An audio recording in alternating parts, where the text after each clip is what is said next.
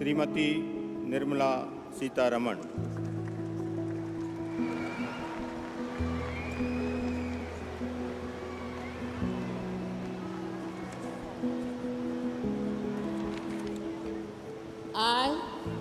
I,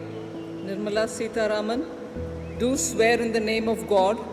that I will bear true faith and allegiance to the Constitution of India as by law established, that I will uphold the sovereignty and integrity of India, that I will faithfully and conscientiously discharge my duties as a minister for the Union, and that I will do right to all manner of people in accordance with the Constitution and the law, without fear or favor, affection or ill will. I, Nirmala Sitharaman, do swear in the name of God that I will not directly or indirectly